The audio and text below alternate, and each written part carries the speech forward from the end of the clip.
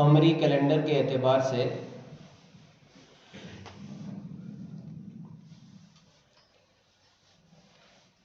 شروع ہونے والا مہینہ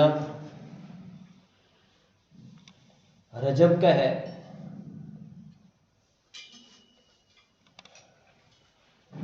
تو آج کی معروضات میں اس حوالے سے ہم کچھ جانیں گے۔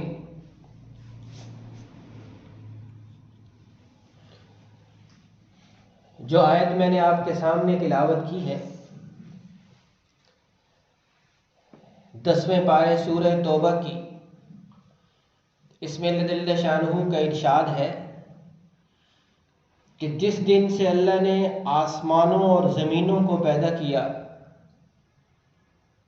اسی دن سے اللہ کی کتاب میں یہ بات طے ہے کہ مہینوں کی تعداد 12 ہے۔ البتہ ان 12 میں سے 4 وہ بہت محترم ہیں، حرمت والے ہیں۔ وہ 4 ماہ کون سے ہیں؟ تو حدیث میں آتا ہے کہ 3 ان میں سے لگاتار ہیں، ذوالقعدہ، ذوالحجہ اور محرم، اور چوتھا مہینہ وہ رجب کا ہے جو ابھی شروع ہو رہا ہے۔ اس کو اللہ تبارک و تعالیٰ نے روز اول سے خاص قسم کی حرمت اور تقدس عطا کیا ہے۔ زمانہ جاہلیت میں بھی لوگ اس کا احترام کرتے تھے، اس میں قتل و قتال، جنگ و جدال سے پرہیز کیا کرتے تھے، شر و فساد سے اپنے آپ کو الگ رکھتے تھے، اس کے تقدس کی وجہ سے، اس کے احترام کی وجہ سے۔ اللہ تبارک و تعالیٰ نے قرآن کریم میں فرمایا کہ یہ 4 مہینے محترم ہیں، ذالک الدین القیم، یہی دین مستقیم ہے کہ ان 4 مہینوں کا احترام ملحوظ خاطر رکھا جائے۔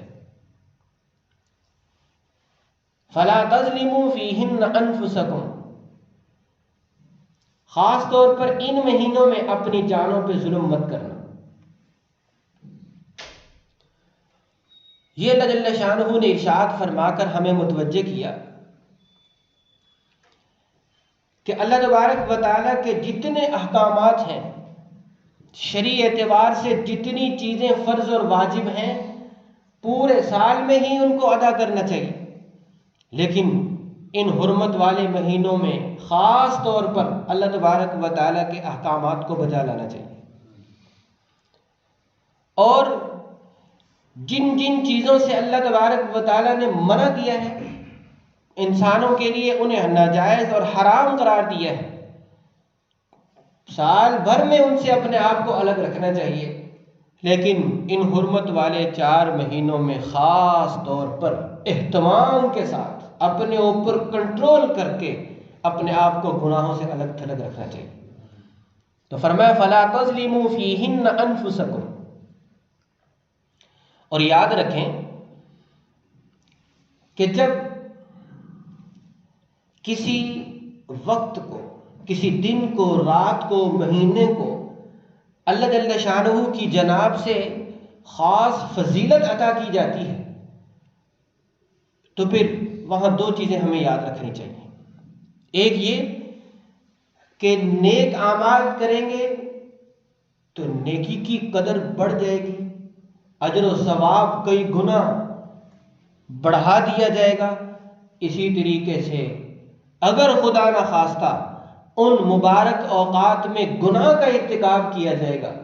اللہ کی نافرمانی کی جائے گی، تو وبال بھی بڑھ جائے گا، پھر گرفت بھی سخت ہو جائے گی اللہ تعالیٰ کی جناب سے۔ تو اس لیے یہ رجب کا مہینہ جو شروع ہو رہا ہے، یہ عام مہینوں کی طرح نہیں ہے، بلکہ یہ خاص تقدس اور احترام والا مہینہ ہے۔ یہ روز اول سے لائق ادب مہینہ ہے، یہ روز اول سے ہی محترم مہینہ ہے، اسے اللہ تبارک و تعالی نے حرمت اور پاکیزگی عطا فرمائی ہے، لہٰذا مسلمانوں کو چاہیے کہ وہ خاص طور پر نیکی کا ذوق اور شوق اس میں دکھائیں۔ اور اہل علم فرماتے ہیں، امام ابوبکر جساس رحمۃ اللہ علیہ اور دیگر بہت سے حضرات، کہ جو لوگ ان حرمت والے مہینوں میں جن میں رجب داخل ہے، تو رجب میں جو آدمی نیکی کا ذوق اور شوق دکھائے گا، اہتمام کے ساتھ فرائض و واجبات کو ادا کرے گا، اس کی برکت سے اللہ تبارک و تعالیٰ پورا سال اس کو نیکیوں کی ادائیگی میں لگائے رکھیں گے، لگنے کی توفیق دیں گے۔ اور اسی طریقے سے جو لوگ خاص طور پر ان حرمت والے مہینوں میں اپنے آپ کو گناہوں سے الگ رکھیں گے، تو اللہ تبارک و تعالیٰ اس کی برکت سے سال بھر میں اس کو گناہوں سے بچنے کی توفیق عطا فرمائیں گے۔ تو رجب کی عظمت اور فضیلت کے اعتبار میں سے سب سے پہلی بات یہ ہے کہ روز اول سے جن مہینوں کو اللہ تبارک و تعالی نے تقدس اور پاکیزگی عطا کی ہے، ان میں یہ رجب کا مہینہ بھی ہے، جو انشاءاللہ شروع ہو رہا ہے۔ اس لیے یہ بات ذہن میں رکھیں، لہٰذا پہلے سے زیادہ نفلی عبادات کی طرف متوجہ ہوا جائے، پہلے سے زیادہ نیکیوں کو میں لگا جائے، اپنے آپ کو لگایا جائے، قرآن پاک کی تلاوت میں، ذکر میں، تسبیحات میں، درود شریف میں زیادہ سے زیادہ نیکیاں کی جائیں، تاکہ اس حرمت والے مہینے کی برکات ہم حاصل کر سکیں۔ تو ایک وجہ اس کی عظمت اور فضیلت کی یہ ہے۔ دوسری وجہ رجب کی فضیلت کی یہ ہے کہ امام الانبیاء، محبوب کبریا، خاتم الانبیاء حضرت محمد صلی اللہ علیہ وسلم کو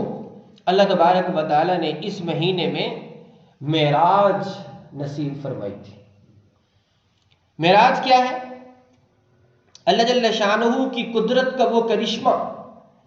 کہ رات کے ایک لمحے میں جناب نبی کریم صلی اللہ علیہ وسلم کو مسجد حرام سے مسجد اقصی، وہاں تمام انبیاء کی ارواح کو جمع کر کے آپ علیہ الصلوۃ والسلام کی امامت، اور پھر وہاں سے ساتوں آسمانوں اور جنت کے مناظر اور خود اللہ جل شانہ سے بغیر کسی واسطے کے براہ راست شرف ملاقات، اور پھر وہاں سے واپسی مسجد حرام تک ایک لمحے میں اللہ تبارک و تعالیٰ نے کروائی، اس کو معراج کہتے ہیں۔ تو یہ جو خصوصیت آپ صلی اللہ علیہ وسلم کو عطا کی گئی، جو مشہور روایات کے مطابق یہ خصوصیت اسی مہینے میں عطا کی گئی تھی، تو یہ بھی ایک وجہ ہے رجب کی فضیلت کی، رجب کی عظمت کی، کہ اللہ تبارک و تعالیٰ نے آپ علیہ الصلوۃ والسلام کو معجزہ دینے کے لیے، ایک خاص معجزہ عطا کرنے کے لیے اس رجب کے مہینے کا انتخاب فرمایا۔ اور ایک تیسری وجہ بھی ہے رجب کے عظیم الشان ہونے کی، اور وہ یہ کہ اس کی پہلی رات میں دعا قبول کی جاتی ہے، خاص طور پر اسے رد نہیں کیا جاتا۔ حضرت عبداللہ ابن عمر رضی اللہ تعالی عنہ فرماتے ہیں کہ 5 راتیں ایسی ہیں جن میں کی جانے والی دعا کو رد نہیں کیا جاتا۔ شب جمعہ یعنی جمعے کی رات، رجب کی پہلی رات، شعبان کی 15ویں رات، عید الفطر کی رات اور عید الاضحیٰ کی رات۔ ان 5 راتوں میں کی جانے والی دعائیں، بارگاہ الہی میں پیش کی جانے والی عرضیاں اور درخواستیں، مناجات، وہ قبول کی جاتی ہیں، انہیں رد نہیں کیا جاتا۔ تو اس لیے بھی اس رجب کو ایک خاص شان حاصل ہے۔ تو جب رجب کا چاند نظر آئے تو چاند دیکھنے کا اہتمام کیا جائے، اور جیسے ہی چاند نظر آئے تو جو 1-2 روز میں ہونے والا ہے، تو رات کو بطور خاص عشاء کی نماز کے بعد، مغرب کے بعد، تہجد میں اللہ تبارک و تعالیٰ توفیق دیں تو اپنی درخواستیں، اپنی حاجتیں، اپنی ضرورتیں اپنے رب کے سامنے اس نیت اور عقیدے کے ساتھ پیش کی جائیں کہ آج کی رات وہ شان والی رات ہے کہ اس میں یہ عرضیاں ضرور قبول کی جائیں گی۔ اور رجب کی ایک چوتھی وجہ فضیلت یہ ہے کہ یہ رجب نیکیوں کے موسم بہار، برکتوں اور رحمتوں سے لبریز مبارک مہینے کا پیغام لے کے آ رہا ہے۔ اس سے ماہ رمضان اور قریب ہو رہا ہے۔ بس 2 ماہ کے بعد پھر رمضان کا چاند طلوع ہونے والا ہے، جس میں اللہ جل شانہ کی رحمتیں موسلا دھار بارش کی طرح اپنے بندوں پہ برستی ہیں۔ اس لیے بزرگان دین کا یہ طریقہ رہا ہے کہ وہ رجب کا جب چاند دیکھتے تھے تو اللہ کے حضور دعا کے لیے ہاتھ اٹھا دیا کرتے تھے۔ ویسے تو جب بھی آپ علیہ الصلوۃ والسلام چاند دیکھتے تھے، آپ ہر ماہ میں چاند دیکھنے کا اہتمام کیا کرتے تھے، ہر مہینے کے شروع میں، اس لیے کہ بہت سے حسابات ایسے ہیں جو اسی قمری کیلنڈر سے ہمارے وابستہ ہیں۔ اس میں ہماری عیدین ہیں، وہ اس سے وابستہ ہیں، ہمارے روزے ہیں وہ اس سے وابستہ ہیں، صدقہ فطر ہے وہ اس سے وابستہ ہے، زکوٰۃ کا سال کیسے پورا ہوگا تو وہ بھی اسی قمری کیلنڈر سے وابستہ ہے، اور بھی بہت سی چیزیں ہیں۔ تو آپ علیہ الصلوۃ والسلام ہر مہینے چاند دیکھنے کا اہتمام کیا کرتے تھے۔ تو ہر قمری مہینے کی 29 کو چاند دیکھنا یہ سنت سے ثابت ہے، اس کا اہتمام ہونا چاہیے۔ تو آپ جب بھی چاند دیکھتے تو آپ یہ دعا کیا کرتے تھے، اللہم اہلہ علینا بالیمن والایمان والسلامۃ والاسلام والتوفیق لما تحب وترضى ربی وربک اللہ، کہ اے اللہ اس چاند کو ہمارے اوپر برکت اور ایمان کے ساتھ، سلامتی اور اسلام کے ساتھ، اور تجھے پسند آنے والے اعمال کی توفیق کے ساتھ طلوع کیجیے اس کو ہمارے اوپر۔ اور پھر چاند سے خطاب کر کے آپ فرماتے کہ اے چاند تیرا بھی رب اللہ ہے اور میرا بھی رب اللہ ہے، ربی وربک اللہ۔ تو خیر یہ تو آپ ہر مہینے کے شروع میں دعا کیا کرتے تھے، اور بعض روایات میں آتا ہے کہ آپ یوں بھی فرمایا کرتے تھے 3 مرتبہ، ہلال خیر و رشد، ہلال خیر و رشد، ہلال خیر و رشد، کہ یہ بھلائی کا چاند ہے، یہ ہدایت کا چاند ہے۔ یعنی گویا اللہ کے حضور درخواست ہوتی تھی کہ ہمارا یہ مہینہ پہلے سے بہتر ہو اور ہم اس میں پہلے سے زیادہ ہدایت پہ چلنے والے ہوں۔ جب رجب کا چاند جب آتا تو بزرگان دین کا یہ معمول ہے کہ وہ یوں دعا کیا کرتے تھے، اللہم بارک لنا فی رجب و شعبان وبلغنا رمضان، کہ اے اللہ رجب اور شعبان میں ہمارے لیے برکتیں نازل فرما اور ہمیں رمضان تک پہنچا۔ تو 2 ماہ پہلے ہی یہ دعائیں شروع ہو جاتی تھی بزرگان دین میں، صحابہ کرام میں۔ بعض روایات کے مطابق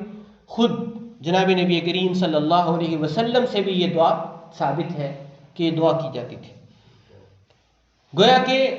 رمضان کا اشتیاق وہ ظاہر کیا جا رہا ہے، رمضان کو پانے کے لیے اللہ تبارک و تعالیٰ سے درخواستیں کی جا رہی ہیں 2 ماہ پہلے ہی، اور رجب میں برکت کی دعا کی جا رہی ہے، شعبان میں برکت کی دعا کی جا رہی ہے کہ ہمیں اتنی لمبی عمر دے دے عافیت کے ساتھ کہ ہم رمضان کو پا سکیں، اس کی برکات کو پا سکیں، اس کے انوارات کو سمیٹ سکیں۔ تو یہ رجب کی چوتھی وجہ فضیلت یہ بھی ہے۔ یہ 4 باتیں آپ کے سامنے اس لیے عرض کی کہ جو بات قرآن و سنت سے ثابت ہے وہ ہمارے علم میں آ جائے۔ اس کے علاوہ اور کچھ بھی ہیں، کچھ خیالات ہیں، جو لوگوں نے رجب سے وابستہ کر رکھے ہیں، جن کا قرآن و سنت سے کوئی ثبوت نہیں ہے۔ لہذا ہمیں اپنے آپ کو کلیئر کر لینا چاہیے کہ کون سی بات قرآن و سنت سے ثابت ہے، یہ جو میں نے 4 چیزیں عرض کر دیں، اور اس کے علاوہ کچھ جو ہے وہ ثابت نہیں۔ مثال کے طور پر لوگ کہتے ہیں کہ 27ویں رجب یہ کوئی خاص عبادت کی رات ہے، تو یاد رکھیں کہ یہ بات ٹھیک ہے کہ مشہور قول کے مطابق شب معراج ہے 27 رجب، لیکن اس کے باوجود معراج کے بعد آپ صلی اللہ علیہ وسلم کی حیات طیبہ میں یہ کئی مرتبہ رات آئی، لیکن آپ نے کسی رات میں بھی حضرات صحابہ کرام کو اس کے اندر خاص عبادت کی ترغیب نہیں دی۔ یہی وجہ ہے کہ حضرات صحابہ کرام رضی اللہ عنہم اجمعین جو آپ کی ایک ایک ادا کے عاشق تھے اور آپ کی ایک ایک بات کو زندہ کرنے والے تھے، ان سے 27 رجب کی رات میں کوئی خاص عبادت کا ثبوت نہیں ہے۔ اور تابعین تبع تابعین سے بھی ثبوت نہیں ہے۔ اسی طرح سے 27 رجب کا جو روزہ ہے تو یاد رکھیں اس کا بھی کوئی بطور خاص اس کی کوئی فضیلت یا کوئی اہتمام یہ قرآن و سنت سے ثابت نہیں ہے۔ تو دیکھیں کہ کسی بھی چیز کے لیے،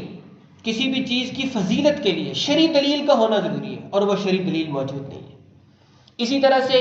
کچھ لوگ ہیں وہ رجب کی 22 تاریخ کو کہتے ہیں کہ کنڈوں کی رسم کرتے ہیں، تو یاد رکھیں کہ یہ کنڈے ان کا بھی قرآن و سنت سے کوئی ثبوت نہیں ہے، قرآن و سنت سے اس کا کوئی تعلق نہیں ہے۔ چنانچہ مشہور ہے کہ یہ جی امام جعفر صادق کے کنڈے ہیں، تو اس بات سے ہی یہ ثابت ہو گیا کہ امام جعفر صادق رحمہ اللہ تو بہت بعد کے ہیں، تو قرآن میں بھی اس کا کوئی تذکرہ نہیں اور سنت میں بھی نہیں، حضرات صحابہ کرام کی حیات طیبہ میں بھی اس کا کوئی ثبوت نہیں ہے۔ تو جو چیزیں ثابت نہیں ہیں ہمیں ان میں لگنے کی بجائے جو ثابت ہیں ان کو سامنے رکھ کر اپنا شیڈول جو ہے وہ طے کرنا چاہیے۔ تو رجب کی 4 وجوہ فضیلت میں نے آپ کے سامنے عرض کی ہیں۔ اللہ جل شانہ ہمیں توفیق دیں کہ ہم اس میں ذرا خاص اہتمام کے ساتھ نیکیوں میں لگیں اور اپنے آپ کو گناہ سے بچائیں، اور رمضان کو پانے کے لیے اللہ کے حضور دعائیں کریں۔ وآخر دعوانا ان الحمد للہ رب العالمین۔